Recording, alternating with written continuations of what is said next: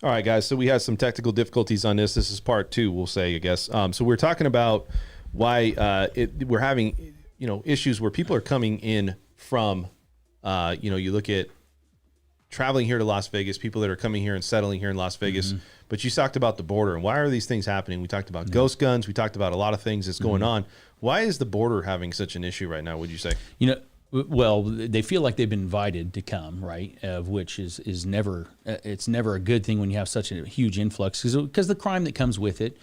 And quite honestly, my biggest issue is the human trafficking. Yeah. And the problems they've said that like 85% of girls, women that come across the border have been sexually abused at some rate, which to me is absolutely disgusting. Where are these people coming from? They're not coming from Mexico, right? Well, they're going to come from all the southern countries. They're going to come from Ecuador. So there's a lot of sex trafficking going on, right? Absolutely. Yeah. I have a good friend that was former CIA that does a lot of stuff with Underground Railroad, and he is like, this is disgusting, right? And believe it or not, Vegas is one of those high traffic places where people are picked up because we're such a transient area, and there's so many places to easily just take kids or girls and move to another place. They're also traveling here on the I-15. It's a stop, and then they go and continue on down to the border if they're trying to get across the border type thing. Right. But likewise, things are happening to these girls that are traveling up and coming across the border. These guys they're sick individuals that bring people across the border. Yeah. And it disgusts me. And then if you just say, hey, listen, you're not welcome. We're going to monitor this. We're going to keep this secure. That stuff decreases. Imagine what happens to these poor girls. What goes on to them and how that affects their lives is disgusting. So to basically almost encourage people to come across the border is absolutely an injustice in my opinion. And it just throws me. Do you think that Vegas, they don't ever get those people that come here? Vegas is weird because Vegas has it's just a different world. Like everybody, it's a melting pot for everything. It's a melting pot, exactly. And so, for me, when I'm looking at is Vegas or could Vegas suffer from stuff like that? Do you think that that's happening at all? Absolutely, here? It's happening, and it's been happening for quite some time. You can go down and you can see what's going on. Unfortunately, teenage girls, and how they're being used. I mean, it's happening everywhere. Don't get me wrong. Right. But this is like a hub for it. It's a really a popular place for it because of the tourism that comes here and people looking for things, and they know they can find things. So like it's supply and demand. Well, Tropicana is notorious for walkers, right? Mm-hmm. Street walkers. So if you go up Tropicana, and it's actually funny because it's right next to where the Raider Stadium's at. Like if you keep going a little bit further, so you don't see that many. Do you see a lot of them on the strip still, like people that are prostitution and stuff like that? I mean, is that stuff really going on right now? It is, but there are going to be areas like you're talking about where you can go find them. Yeah. And that's what's going to happen. I mean, with Vegas being that, we've had issues, right, where there's more riffraff, stuff like that. It seemed like it's created more of an element of people down there that are looking for the fast dollar. Maybe it's put more of a mecca of people down there. I wouldn't say, I can't say now. I don't know. I've been down there, but there's a mecca of things going down right now where you have, people that maybe aren't working. They're down there, they're making money. They're taking pictures. You got people that are constantly down there where they're gambling. Yeah. Right. They're doing little gambling shops right there. And so I don't know. And there's a lot of people just trying to pass stuff out. It's almost turned into like a little a swap meet or something down there. You know what I mean? Like I know what you mean. Yeah, it's crazy. It's like you're walking around. Everybody's got something different to sell or something different to offer, and it's always discounted. And it's like, hey, you don't have to go in the casino. You can gamble right here. Mm-hmm. What do you think about that stuff? Well, look, man. Anytime you have that kind of stuff, there is a level of risk that's involved in that kind of thing. And I don't know. I mean, honestly, I guess if you're looking for that kind of stuff, you could find that anywhere.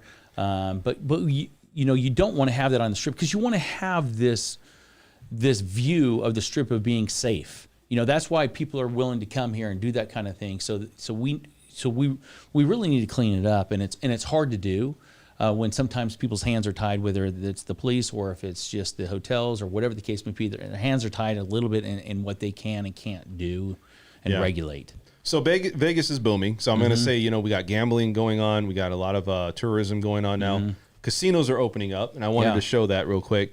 Now, it's not all negative. What we're trying to bring here is there's obviously two parts to everything. It is booming, but these things could be continued issue, right? Because Correct. if you look at these things, this is about Vegas. Vegas is about just you go down there and it's Sin City, right? There's nothing else. I mean, there's nothing else like it. Yeah. But you're going to see these types of things and these regulations with the wind and these different things that's happening down on the Strip. This is probably going to be the wind. Typically, seems like they're the ones that start the trend. Sometimes of things. I don't know if it's just because they're a really nice hotel, high end on the Strip. It's respected. I'm not sure, but like when we shut down, they didn't open up right away. You know, they're the ones that were playing it cautious.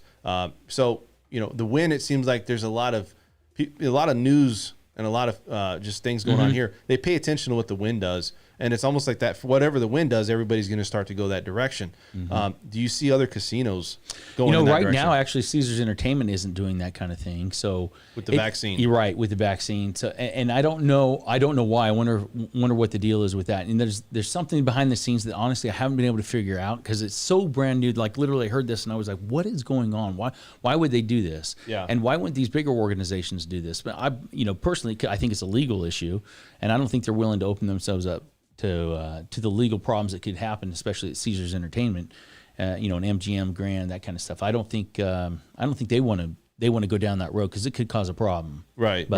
Well, so let's go back. You got a lot of casinos opening up. I want to show some of these casinos and we can talk about it. Yeah. You know, you look at the Drew, and this is Vegas right here as a whole, but you look at the Drew. The Drew is supposed to open up, and it's now opened up in 2023. I think it's because you have a lot of things going on where people are looking to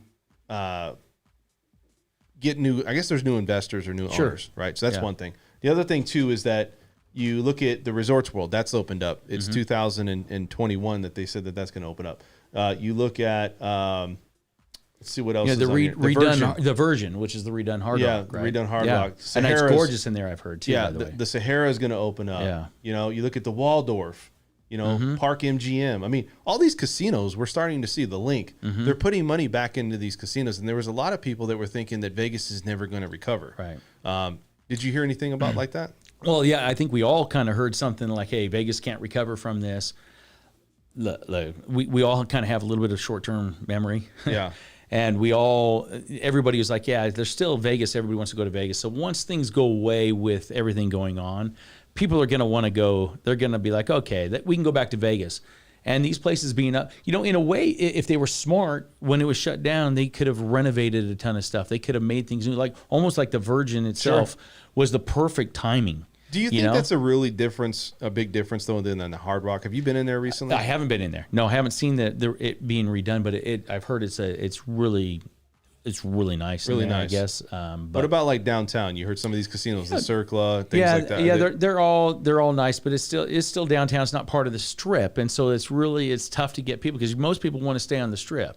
You're going to go downtown. Yeah, there's some nicer things, and I think that's great. But there's not a big draw. We're hoping like maybe a stadium would go down there to bring a draw down there, and that didn't happen. That's more on the Strip, right? That's still this Raider Stadium down there. You got T-Mobile that have the Golden Knights. Yeah. So I think downtown is cleaned up considerably, and I think it's gotten better for sure. I think I would love to see that continue to boom. And I think it will. I think there will be some things, but there's still a stigma about downtown. It's still close to some neighborhoods that are not are not great, not safe. Right. So the Strip is still the place. And I think what they've done, and they're opening up these places, that means that they're planning on coming back. There's some conventions that are starting to come back. Hopefully they all come back. I mean, that is our bread and butter. And I want to see people back to work. I have a client who's in the V show. He has the V show. Yeah, so he does like the skating thing where he twirls. It's actually his wife right now, but he spins them around. It's like 5 minutes long that he does, and it's super intense. And he's in great shape. He's an acrobat type guy, but he out of work for an entire year. He's like, man, what am I supposed to do on where is that at? So it's at Planet Hollywood. Okay. Yeah. They have a showroom there. I see. Yeah, and I think they're starting to go back now. Okay. You know, which he's like, dude, I starved for a year. He goes, how old do these guys get, man, before they call it a career? And that's the thing is he only has a short period of time in his life to be able to do this stuff. And he's in his 30s right now. Okay. So he probably has another 7 or 8 years. But the guy works out religiously and like he's in really good shape because it's so intense on the body. And he's got another person that is spinning around. And he goes, if he's not in good shape, he has any problems, that person's going to get hurt, and that person happens to be his wife, so he obviously doesn't want that to happen. Yeah, you know? I see what you're saying. You have a short life in that. So he's like, I want to do this, but I want to transition into getting more acts. And actually, his wife has a company that was really doing very well, where she knows all these just various artists to be able to do different projects and get them in say they have a party and they wanted extra performers. She had a great company that was just up and coming. They were getting going, and then it shut down. And you're like, man, it's just so many. I've seen so many people's lives affected. You know, that. Yeah. So, but I think it's coming. I think it's coming back. I don't know. I really do. I feel like we're going to be just fine. It's just going to, give it another year, and then I think we're going to be back to normal. Yeah. Well, I think too, man. I think I look at Vegas, and Vegas is really starting to get back to the activity levels there. And it's encouraging to see all these things going on, where traveling's starting to happen. You got a lot of these people that are coming in, starting to spend money, and it's not the riffraff. I think they're starting to get people where, that's my opinion. I think they're going to start to get where the rooms are going to start to increase, and it's going to start to push everybody out that can afford a home at $100. It's going to be like $200 or $300. Who's going to pay $300 a room a night if you're here 3 or 4 nights? Right. So that's $1,200, right? So you got to look at these things and look and see how Vegas is going to unfold. Now, going back to your situation, we'll wrap this show up here in a second, but going back to you, you're a CPA, you've been here in Vegas. The transitions that we've seen in Vegas are pretty, astonishing in my opinion. They constantly have new casinos going up. Do you see that the Strip is going to now really go on a complete boom situation, where you're going to start to see, now that they have the money and now they got people back, that all these things that people were going to invest into, all this, because it seemed like things were changing all the time, but then it stopped. Do you think Vegas is really going to start to come back and it's going to be bigger than what it was before? Or do you think Vegas is going to struggle? I hope it's going to boom. I feel like it's going to be a consistent, slow and steady up increase is what it is. Yeah. And I think it's going to take, honestly, a couple of years to get back to where we were like, okay, now we can start doing some different things. Yeah. I think that, honestly, the Raiders coming into town was nice. I feel like, when they find, if everything's open this next season, you're going to see that transformation from the COVID to back to normal happen a lot faster. Sure. They're a big draw for people to come in. Yeah. I actually have some PSLs myself, because I count on people coming into town. I'm like, hey, listen, I want to go see some games, but listen, I'll sell some tickets so that people coming into town, because that was the only way, is people that are here to own the PSLs and be able to sell them to people coming into town. Right. So you can get some people staying in the hotels. I mean, that's just part of the process, part of the economy. But I think honestly, I feel like come the fall, assuming they don't come up with some other pandemic out of the blue, like, man, I feel like it's going to be a big increase the last third and fourth quarter is where it's going to start to see some more normality. Yeah. Conventions. Well, we're going to wrap the show up. We just wanted to bring him on, Rick Douglas. He's a CPA. We had his information up. Rick, what is your website, man? How does somebody get a hold of you? Yeah, no, so it's just bdcpafirm.com is all it is, bdcpafirm.com. And if you find me on there, shoot me an email, or just there's an info email on there. You can shoot an email. I'm happy to give out my number too.